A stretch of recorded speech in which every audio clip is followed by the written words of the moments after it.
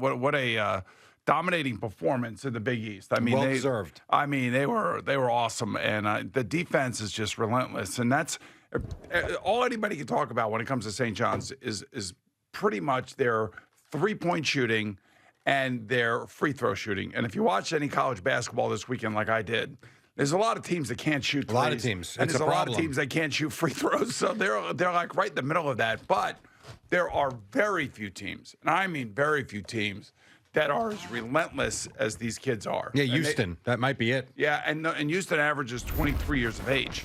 But when you look at St. John's, I mean, we talked to Brandon Tierney last week before the Big East tournament started, and I was wondering whether or not they could get all the way up to a 1 seed. And then you see Auburn lose in the SEC, which, by the way, that SEC tournament was crazy. Yeah. And my University of Maryland, of Got a course, 4 seed.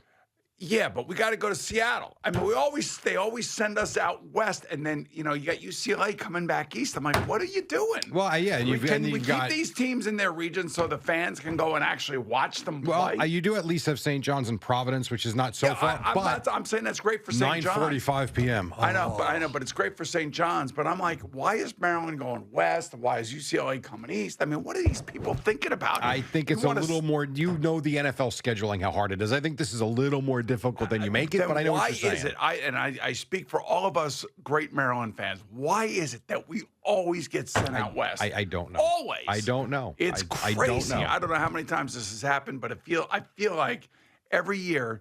The one year that they won the NCAA championship back in the early 2000s, I remember going up to Syracuse and watching them play. I want to say it was UConn, and it was great. At least you could get there. I mean, I'm not going to Seattle. No, I wouldn't think you would be. No, it's ridiculous. But you also these people assume. I don't know. Well, but you this also whole college basketball thing is just like so goofy. I love the game. The game is awesome. The game is 40 minutes of fury, like the great. I think it was Nolan Richardson used to call it that. I think, but you watch these games, how much it means to the kids, and of course all the, the conference tournaments are all sold out and just insane. And, and that's what you want. That's why it's one of the best sporting events of the year is, leading into this. And we get going with the first 4 in. But I don't know. The way they lost that game to Michigan, and the fact that Michigan won the Big Ten tournament is mind-blowing you're talking about to Maryland. me. Talking about Maryland. The loss that they had to Michigan. I hate Michigan. It's we everything lost to Michigan that the State, announcers and we lost to Michigan. It's everything the announcers were telling you couldn't happen on that play happened. But they had a great season. They've got a chance to make a bit of a run. I know they're in Seattle. But you know what? The first 2 rounds of this tournament are never, ever attended. They're just not. When you look at the noon games on Thursday, the buildings are half empty, just like most of the it's really when you get going into the Sweet 16 is when the stadiums and the arenas get packed. Maybe I'm just very sensitive to this, I understand. Jerry. I can be very sensitive to this. But I thought, and maybe in most cases, I haven't really perused over the entire bracket. Right. And I was watching the guys doing it yesterday on CBS as they were unveiling it, but I don't know why. Maybe just me. Maybe I'm just overly sensitive about this whole thing. But you would think that you would like to keep teams within 100 miles of their home city, your college city, if you could. Yeah, but you can't keep both. I mean, that usually is the problem. And I do think the higher seed should be. UCLA in Seattle. Again, I don't know how they do this. And then I think that final, is in L.A. That conference final or that bracket finals in L.A., I think. Okay. I don't know. I can't tell because nobody has where everybody's playing. We have damn brackets. You got to print the bracket out. Yeah, well, I'm on the ESPN bracket. It doesn't tell me where anybody's playing. It just tells me what time and what TV station it's on or TV network. I'd like to go back to one thing you said about St. John's, though, because when you look at this team, the one thing you point out was the 3-point shooting and the free throw shooting. I don't think anybody is. It's in San Francisco. That's where that final is. Yeah, great, perfect. Can't wait to go there.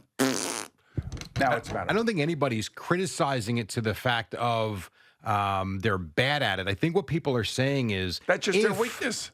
If they are going to get tripped up, it's going to be because of that. The fact of the matter is they are so good defensively. They're going to be in every game, no matter who they play, where they play it. And I forget what ex-coach it was last night was talking about how good they are and why he believes they're at least a Final Four team. And that's because of the style of play that they do give you for 40 minutes every game. They basically wear you down. In the last 5 minutes of a game, you almost feel like you have no chance because they're so much physically fitter than the other team, and they beat you up. So I think the question would be, is there a big three late in the game or a big free throw? I think people are more looking to that as that. If anything is going to knock them out or trip them up, it would be that. That's all. Every team's got their weaknesses. You know, I was on that golf trip in the Dominican Republic last week, and one of the guys on that trip is a huge basketball fan, loves St. John's, and he says to me, he goes, I don't bet on them to start the game. I don't bet until the second half starts. When they're down.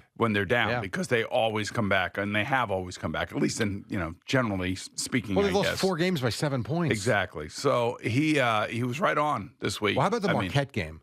Marquette was in control of that game early. Things are, and I think it was Cam Jones. He's got 13 of their first 20 points. He's hitting 3 after 3 and making great plays to the basket. And St. John's, I don't want to say they look stunned, but they couldn't figure it out offensively. And then all of a sudden, slowly, methodically, late in that first half, they started coming back. And as soon, a lot of teams, you've watched basketball a long time. A lot of times when a team comes back from double digits, it's almost like they expended so much energy to get back. Can they finish the job? Yeah. For St. John's, once they got that game even, I said to them, I'm watching the game with my wife and my son, I'm like, this game's over. Yeah. The game's over. And they clobbered them in the second half. This is why when you compare college basketball to the NBA, there's no comparison. I mean, the guys could shoot in the NBA, and they do shoot, and they shoot a lot of threes. Boston just chucks it up from all over the place. For sure. And it's not fun to watch. I mean, when you watch St. John's, because they do have trouble shooting threes, they still shoot them, but they don't shoot them nearly as much as everybody else does. They get a lot of open baskets, like on double screens, backdoor plays. I mean, on offense, their mid-range game and underneath the as hoop good as anybody. Might be the best. I agree. I mean, and the way that they run their plays and how they are synced up really well. I mean, that's a credit to Coach Pitino, of course, and then of course the players. But they do play a relentless style, and that's the thing. I mean, they just outwork everybody. They do, and as we say, sometimes it's very difficult for the other team even to penetrate past their first line of defense to even get in to get a shot off. Will be interesting too to see when I watch a lot of the experts talk about this, how the games are officiated. Because if you're not going to let them play that aggressive physical style, the Big East did. How will they officiate it in these games in the end? Because that could be a big determination too in what happens. You're right, and I hope that watching the SEC, the Big Ten, and the Big East, watching those games, they let them play. Oh yeah, they do, and they let them play fast and furious. There were a couple of non-calls in this Michigan-Wisconsin game yesterday. Speaking of, so I don't know, you're mentioning the how 3-point is Maryland shot. not winning the Big Ten championship? How about the fact that at one point, unbelievable. Wisconsin and Michigan at one point were a combined 13 for 62 from 3. Brutal. I think it was with like 16 minutes to go in the game. I think it was 25-21.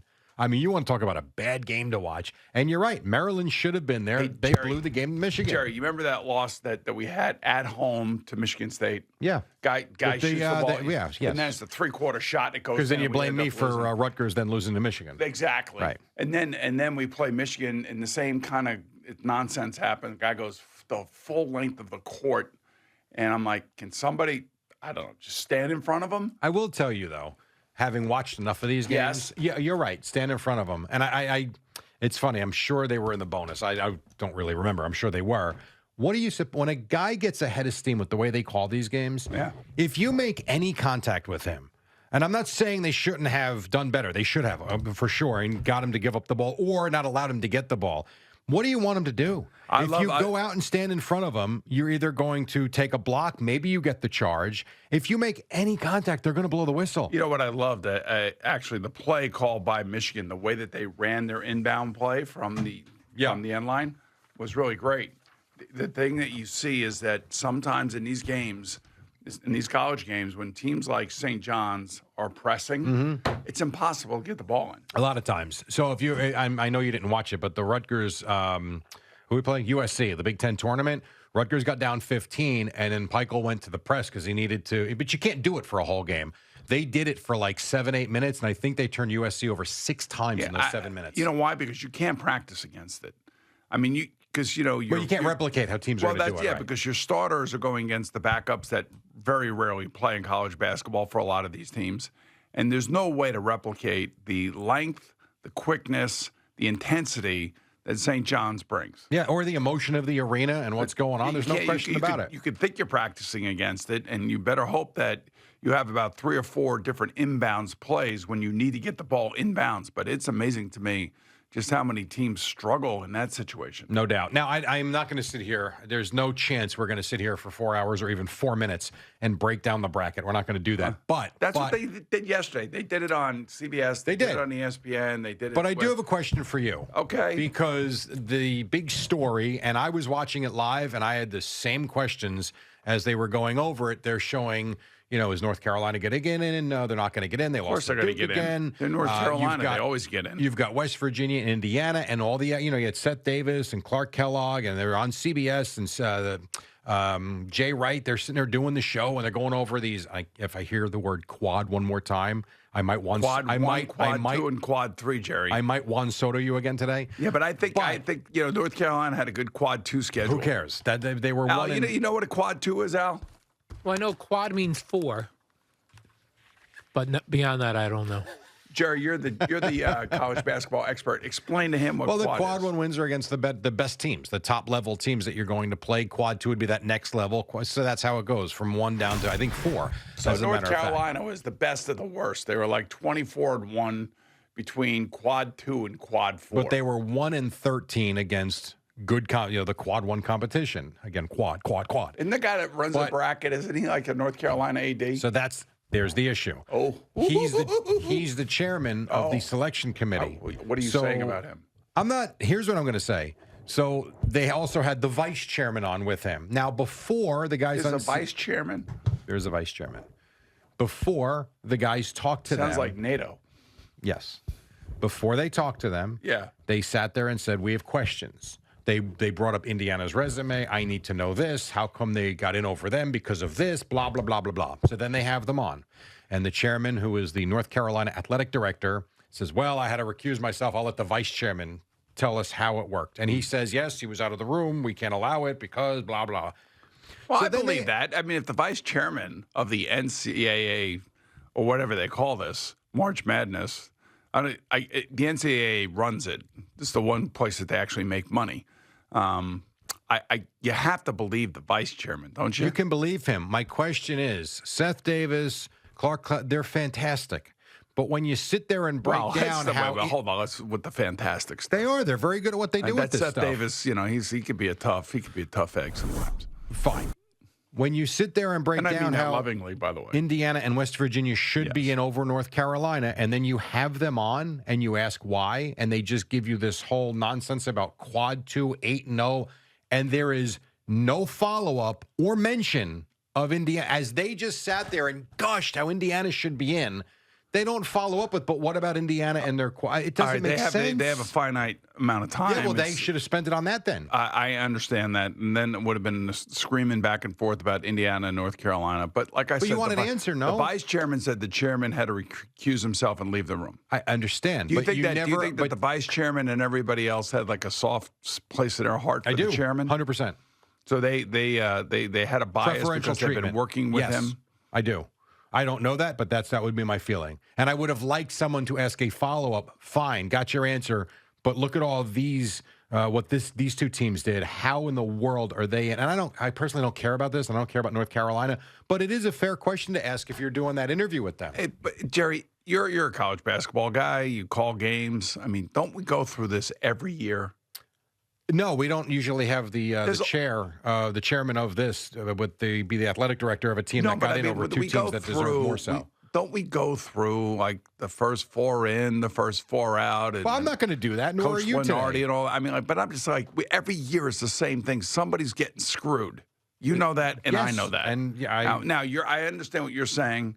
You're saying that the vice chair was basically telling you that they removed the chairman from the discussion when it came to North Carolina. Correct. But you believe that there was a bias to support the chairman when he left the room, and everybody said, he's a nice guy. Let's put North Carolina in. Yeah, I do.